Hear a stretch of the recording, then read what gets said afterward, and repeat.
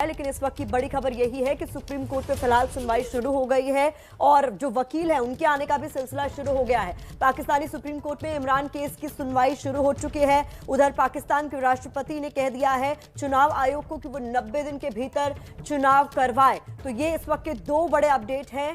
राष्ट्रपति ने वहां के इलेक्शन कमीशन को चिट्ठी लिखकर साफ कर दिया कि 90 दिन के अंदर चुनाव कराए जाएं।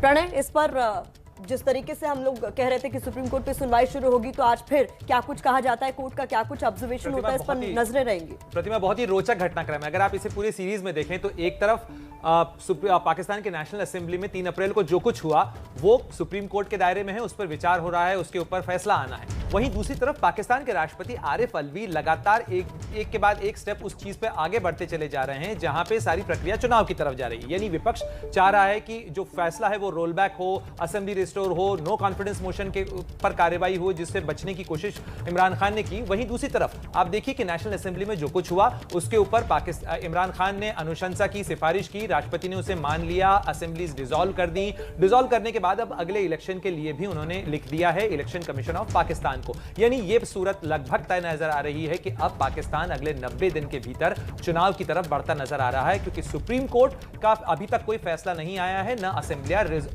असेंबलियां रोल बैक हुई है।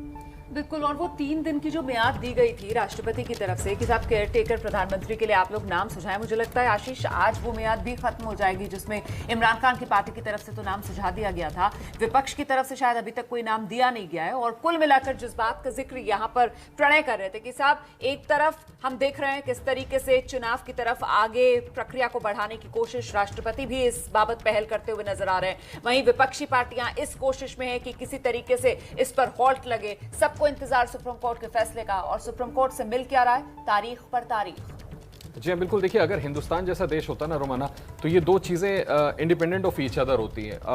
प्रेसिडेंट वहाँ पर क्या कर रहे हैं और सुप्रीम कोर्ट क्या करने वाली है। सुप्रीम कोर्ट प्रेसिडेंट के फैसले के इतर जाकर के भी कोई फैसला कर देती, और अगर मैं दोनों चीज़ों को यहाँ पर कोरिलेट करूँ तो अगर सुप्रीम कोर्ट ऑफ पाकिस्तान, जैसा कि कल शाम को आपने देखा होगा, सुप्रीम कोर्ट ऑफ पाकिस्तान ने कहा कि अगर माइनर कॉन्स्टिट्यूशन से भी टिंकरिंग हुई है, अगर उसको छेड़छाड़ की गई है तो सुप्रीम कोर्ट उसमें इंटरवीन कर सकता है। उसको ख्याल में रखते हुए अगर उन्होंने कोई अनटुवर्ड फैसला दे भी दिया इमरान खान की सरकार के खिलाफ, असेंबलीज रीस्टोर भी हो जाती हैं और वोटिंग करानी पड़ती है नो कॉन्फिडेंस मोशन पे, तब भी घुमा फिरा के तकरीबन वही 90 दिन आएंगे जब चुनाव कराना पड़ेगा। तो मुझे लगता है कि भले ही वेस्टेड इंटरेस्ट में मोटिवेटेड कदम उठा रहे हो, जैसा प्रणय बिल्कुल ठीक कह रहे हैं कि संभव है इशारा इसलिए वो ऐसा कर रहे हैं, फिर भी अगर सुप्रीम कोर्ट ने इंडिपेंडेंटली ऐसा कोई जजमेंट दे दिया तो प्रिपेयर्डनेस तो इलेक्शन कमीशन को रखनी पड़ेगी। लेकिन एक मेरा शक है, देखिए जिस तरह से अपने पाले बदल रहा है ना रोमाना चुनाव आयोग, पहले कहता हम चुनाव करा नहीं पाएंगे, और उसके देखिए आप उदाहरण क्या कह दिए, खैबर पख्तूनख्वा में उनको परिसीमन का प्रोसेस पूरा करना है, फिर इलेक्टोरल रजिस्टर्स पूरे करने हैं, वोटर्स लिस्ट तैयार करना है।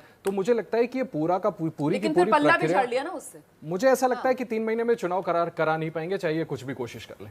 तो कोर्ट में आज क्या कुछ हो सकता है आशीष? देखिए प्रतिमा, मुझे ऐसा लगता है कि कल के ऑब्जर्वेशंस को हमको ध्यान में रखना चाहिए।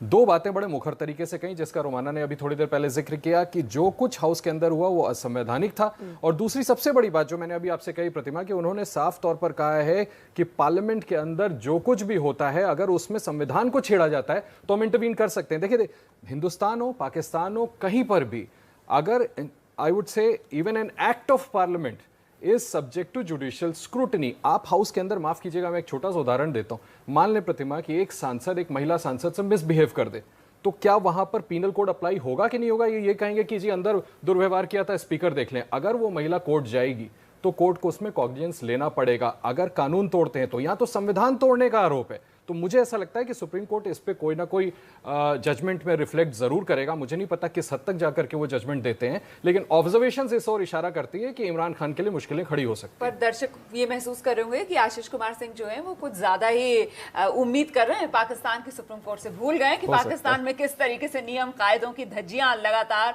उड़ती रही।